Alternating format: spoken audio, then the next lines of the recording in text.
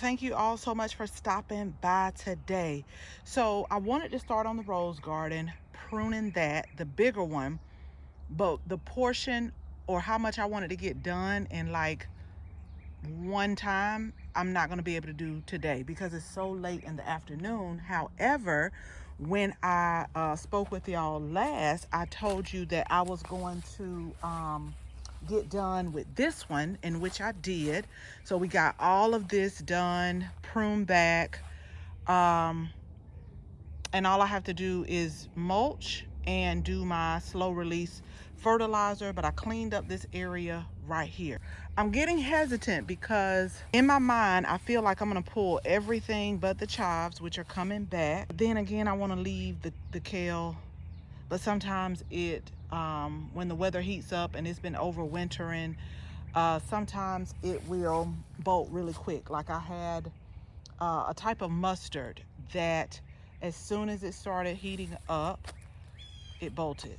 So y'all make sure you stay to the end, because I really feel like I'm gonna pull everything except the chives, and we're gonna start from scratch. We got some new plants, and so we're gonna do our first bed of the season. In my mind, when I was thinking, because I'll tell y'all this, a lot of times I plan stuff, I can even write it on paper, and then when I get out here to do it, I'll change my mind, and it's okay.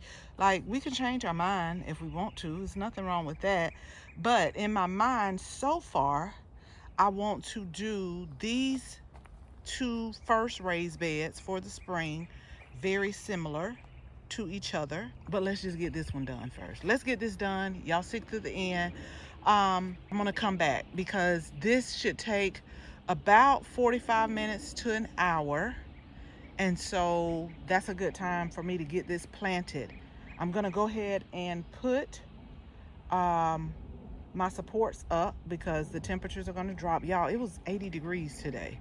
But I know that cold weather is coming. But I'm gonna go ahead and put the supports up on these for frost blankets, because the temperatures are supposed to drop, but they keep going back and forth.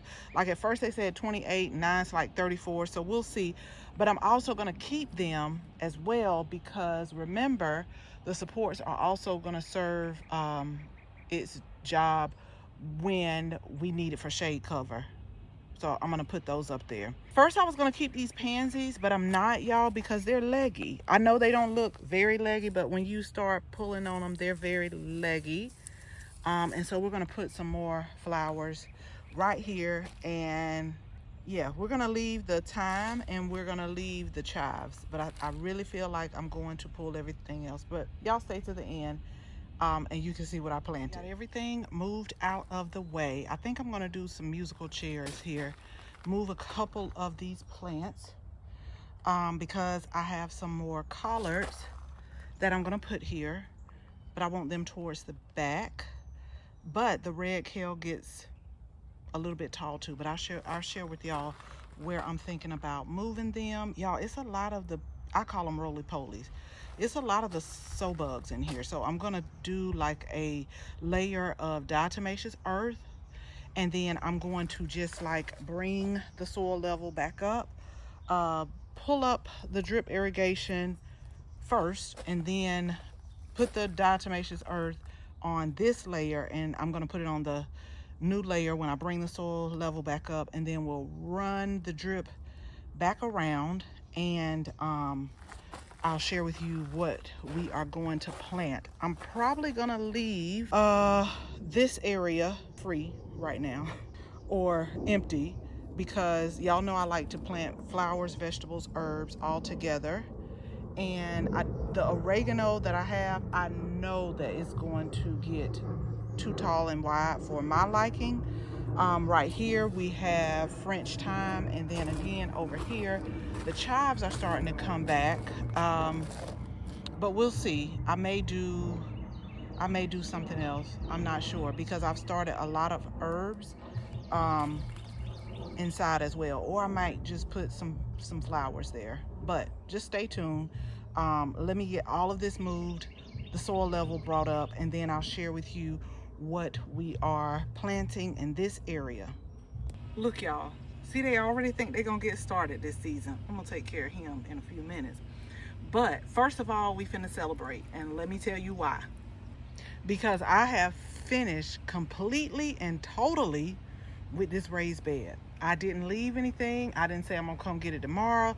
So I'm gonna turn around and I'm gonna tell you all what I planted. And again, y'all, please hit the subscribe button, because when I step back and look at this, I'm like, this is going to be so pretty.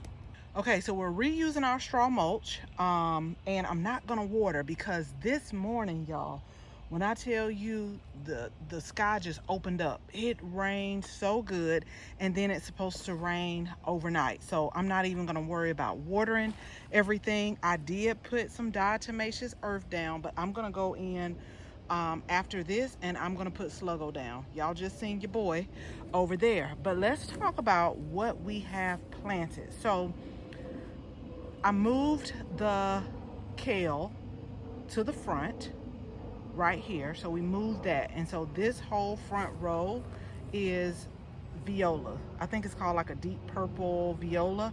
So that's all of this. I moved the kale that was in the back to over here by the trellis. And then right here we have Ruby Red Perfection Cabbage. They get about 12 to 18 inches, so we just planted 3 right here.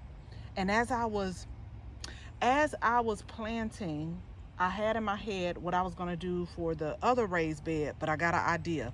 That's why I want y'all to subscribe.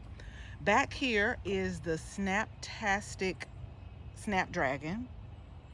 These get about 14 inches in height. So I'm staggering the heights. And then in the very back is the Flash Collards. And they're pretty much the same that are back here, but we're gonna harvest the rest of those. And these are the new spring planted ones. Up here, these are another type of viola, but they're yellow. And then I've repeated like the viola, but put the purple one right here. And again, I'm still eventually probably going to put a herb right here. I just haven't figured it out yet. But once they all grow together, it's just going to be amazing. And I've already said, I just told somebody today that I am going to do more pressure canning, because for the fall and winter greens, what I did was I blanched and I froze them. But we're going to do some pressure canning. We're going to do more canning this season. I'm going to put one last layer, a top layer of the food grade diatomaceous earth on the top of the straw. And then I'm also going to get the sluggo. And y'all hit the subscribe button, because I want you all to see what this is going to look like. Like, it's pretty and it's so colorful. And so I'm super excited to see it all grow in. And what I'm going to do over the next probably 3 to 4 days is not work on this bed, but I'm going to work on the other one that was part of phase 1, because I think I'm going to duplicate a little bit different but similar this style right here, because y'all know I always say vegetables, flowers, herbs. That's how we grow. You could do what you want to for your garden, but I just think that when it comes time, because guess what, I don't know if the gnats have hatched or what, and I saw a fly today. I'm not sure, but I like to plant all of them together just to be beneficial to each other, and I'm super excited to try it with you all. So again, make sure you hit that subscribe button, and I'll see you on the next video. Bye, y'all.